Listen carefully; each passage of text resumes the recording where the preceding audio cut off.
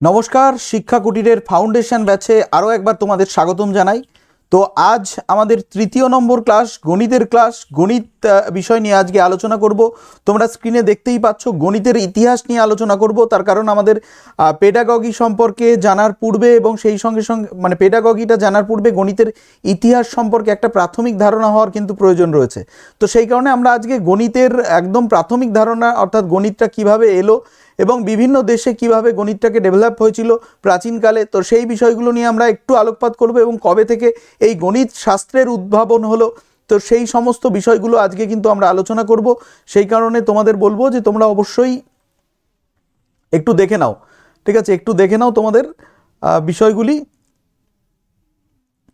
তো আজকে আমাদের আলোচনার বিষয় হচ্ছে গণিতের ইতিহাস।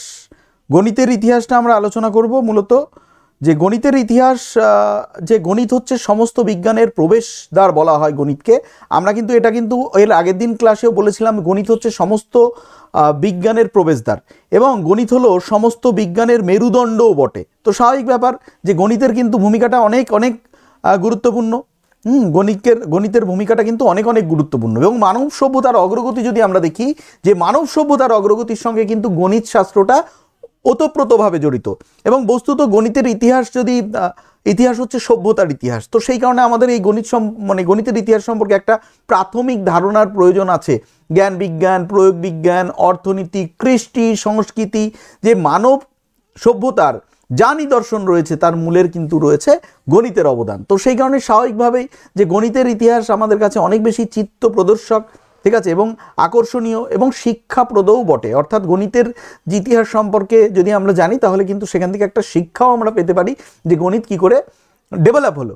এবং সুতরাং গণিতে যদি আমাদের শিক্ষার্থীদের আগ্রহ সঞ্চার করতে হয়, যে গণিতে যদি শিক্ষার্থীদের আগ্রহ সঞ্চার করতে হয় তাহলে কিন্তু গণিত শাস্ত্রের ইতিহাস সম্পর্কে আমাদের একটা প্রাথমিক ধারণা কিন্তু লাগবেই।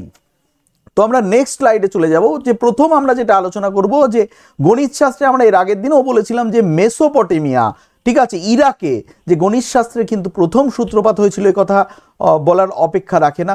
মেসোপটেমিয়া তোমরা স্ক্রিনে দেখতে পাচ্ছ যে বর্তমানে মেসোপটেমিয়া নাম হচ্ছে ইরাক এবং এখানে খ্রিস্টপূর্ব 4000 থেকে 2000 অব্দে, ঠিক আছে, 4000 থেকে 2000 অব্দে খ্রিস্টের জন্মেরও অনেক অনেক বছর আগে কিন্তু এখানে সুমেরীয় সভ্যতা বিকশিত হয়েছিল এবং পারস্য উপসাগরের প্রবেশ পথে মূলত দুটি নদীর মধ্যবর্তী অঞ্চলে টাইগ্রিস এবং ইউফ্রেটিস নদীর মাঝামাঝি অঞ্চলে সুমেরীয়গণ কিন্তু বসতি স্থাপন করেছিল এবং যতদূর জানা যায় সুমেরীয়গণই কিন্তু প্রথম কাদার চ্যাপ্টা ফলকে স্টাইলাস নামক পেন্সিল আকারের এক প্রকার বস্তু দিয়ে দাগ কেটে হিসাব সংরক্ষণ করতেন এবং এই স্টাইলাসের এক প্রান্ত ছিল বৃত্তাকার এবং অপর প্রান্ত ছিল ত্রিভুজাকার।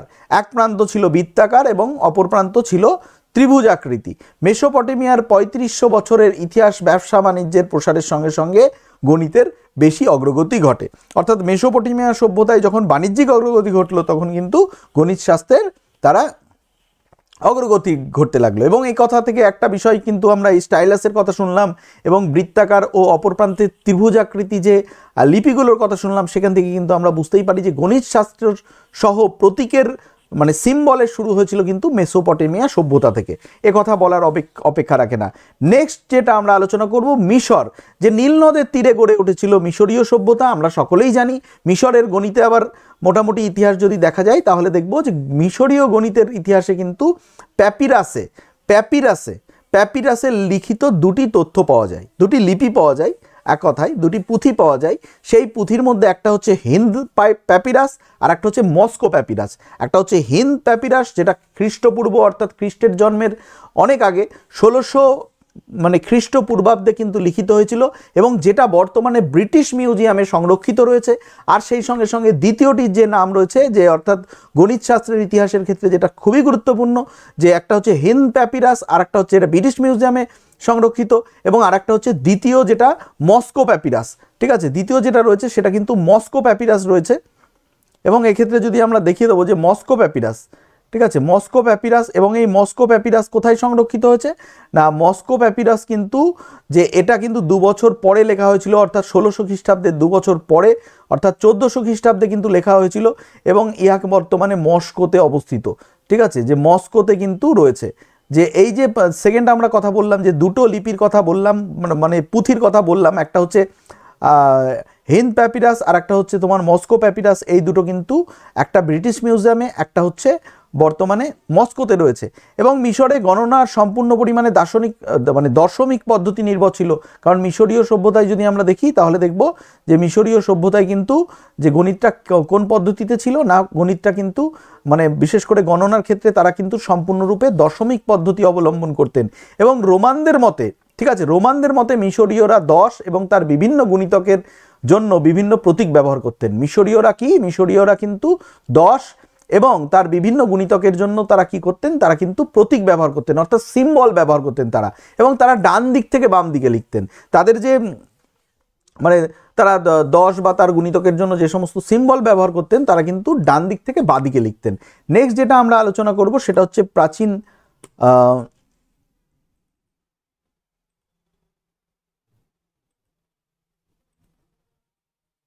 আচ্ছা, মিশরের পরে হচ্ছে প্রাচীন গ্রিস দেশ রয়েছে।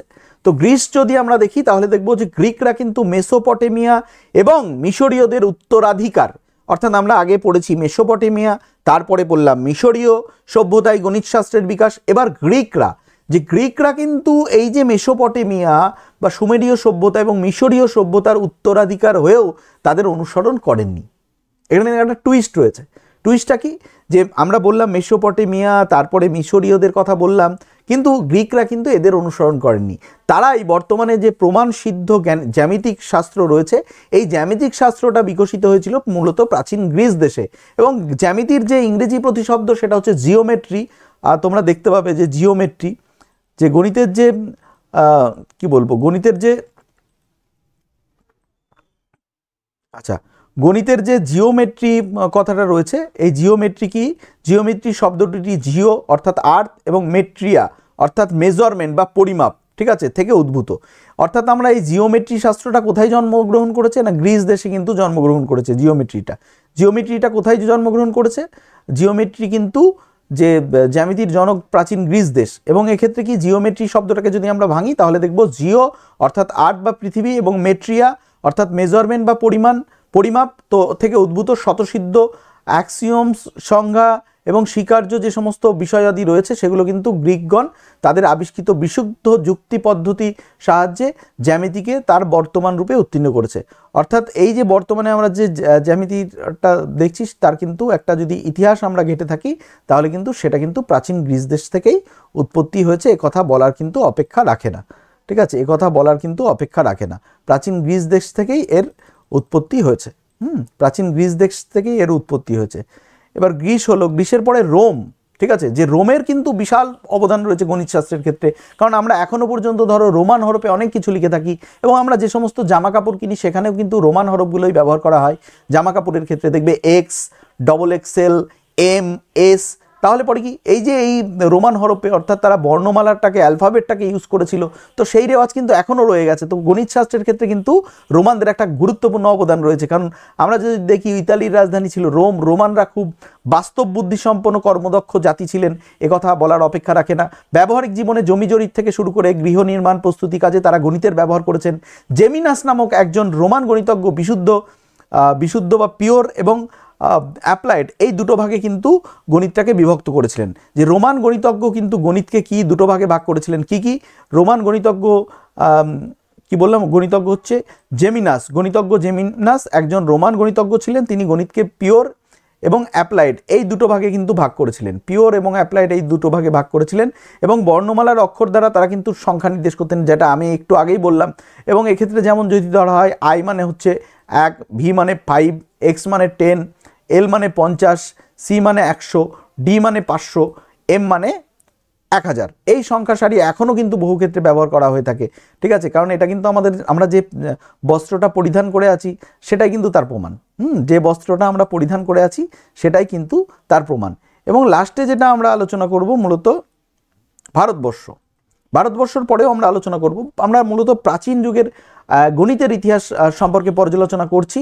এবং সেক্ষেত্রে যদি দেখি ভারতবর্ষ, যে ভারতবর্ষের অবদান তো সব থেকে গুরুত্বপূর্ণ এবং বিশ্বের দরবারে এটা একটা অন্যতম সৃষ্টি, যে শূন্য আবিষ্কার করেছিল, যে ভারতবর্ষের থেকে শূন্য আবিষ্কার হয়েছিল এবং শূন্য আবিষ্কারের ফলে কিন্তু গণিত শাস্ত্রের ক্ষেত্রে একটা অভাবনীয় পরিবর্তন সূচিত হয়েছিল। ভারতবর্ষ যদি আমরা দেখি, এখানে দেখো আমরা স্ক্রিনে দেখতে পাচ্ছি যে ভারতবর্ষ সভ্যতার ইতিহাস কিন্তু অতি প্রাচীন, তবে প্রাচীন ভারতের গণিত সম্পর্কে তেমন সেভাবে কিন্তু তথ্য পাওয়া যায় না। মূলত জ্যামিতি শাস্ত্রের ব্যবহার কিন্তু প্রাচীন ভারতেও ছিল। বেদ, মহাভারত প্রভৃতি প্রাচীন যে সমস্ত গ্রন্থ আছে সেখানে কিন্তু জ্যোতির্বিদ্যার জ্ঞানের বহুত নিদর্শন পাওয়া গেছে এবং এ থেকে অনুমান করা হয় যে ভারতীয়রা কিন্তু গণিতের ক্ষেত্রে যথেষ্ট অবদান রেখেছে এবং সংখ্যার বর্তমান যে প্রতীকগুলো রয়েছে 1 2 3 4 0 এবং দশমিক স্থানীয় মান অনুযায়ী সংখ্যা লিখন পদ্ধতি কিন্তু ভারতেই প্রথম আবিষ্কৃত হয়েছিল। দশমিক সংখ্যা অনুযায়ী লিখন পদ্ধতি কিন্তু ভারতেই প্রথম আবিষ্কৃত হয়েছিল। এক্ষেত্রে যদি আমরা লক্ষ্য করে দেখি তাহলে দেখব যে ভারতবর্ষে যখনই শূন্যের আবিষ্কার হলো, শূন্য প্রতীকের আবিষ্কার হলো, এটা কিন্তু একটা গণিত শাস্ত্রের ক্ষেত্রে অভূতপূর্ব সাফল্য। গণিত শাস্ত্রের ক্ষেত্রে কিন্তু অভূতপূর্ব সাফল্য। প্রায় 500 খ্রিস্টাব্দ থেকে ভারতে গণিত চর্চার কেন্দ্রস্থল হয়ে উঠেছিল। অর্থাৎ বিশ্বের যত আমরা আগে আলোচনা করলাম, মেসোপটেমিয়া, মিশর, গ্রিস বলেছি, রোমান বলেছি, ঠিক পরবর্তীতে কিন্তু ভারতবর্ষ একটা খ্যাতি অর্জন করে নিল মূলত 500 খ্রিস্টাব্দের সময়। ওই সময়টাতে কিন্তু ভারতবর্ষ সারা বিশ্বের মধ্যে একটা খ্যাতি অর্জন করলো। এরপরে যদি আমরা দেখি তাহলে দেখব যে এরপরে খ্রিস্টান পণ্ডিতরা কিন্তু যে মুসলিম পণ্ডিতেরা কিন্তু এগুলোকে সংরক্ষণ করেছিলেন এবং তার পরবর্তীতে যদি দেখা যায় যে ইউরোপের যে খ্রিস্টান পণ্ডিতরা ছিলেন তারা কিন্তু মধ্যযুগ পর্যন্ত এই ধারাবাহিকতাটাকে বজায় রেখেছিলেন এবং সপ্তদশ শতকে আইজ্যাক নিউটন এবং যে লাইবনিস কিন্তু ক্যালকুলাসের আবির্ভাব করেন, ঠিক আছে, ক্যালকুলাসের উদ্ভাবন করেন এবং অষ্টাদশ শতকে অগস্ত লুই কোশি উদ্ভাবিত গাণিতিক বিশ্লেষণ পদ্ধতির উদ্ভাবনে গণিত শাস্ত্রটা একটা আলাদা রূপ পেল। অর্থাৎ লিবনিস এবং আইজ্যাক নিউটন ক্যালকুলাসের স্রষ্টা ছিলেন এবং তার পরিবর্তে অষ্টাদশ শতকে কি অগাস্ত লুই কোশি উদ্ভাবিত গাণিতিক বিশ্লেষণ পদ্ধতিগুলির উদ্ভাবনের মাধ্যমে কি হলো, গণিত শাস্ত্রটা একটা পৃথক রূপ লাভ করলো। তো এই ছিল আজকের গণিতের যে তোমাদের গণিতের যে কি বলবো গণিতের ইতিহাস সম্পর্কে একটা সংক্ষিপ্ত পর্যালোচনা তোমাদের সামনে তুলে ধরলাম। তো পরবর্তী ক্লাসে আমরা গণিতের প্রকৃতি বৈশিষ্ট্য নিয়ে আলোচনা করব। ভালো থাকো, দেখতে থাকো শিক্ষাকুটিরের ফাউন্ডেশন ব্যাচের যে কোর্স রয়েছে সেটি।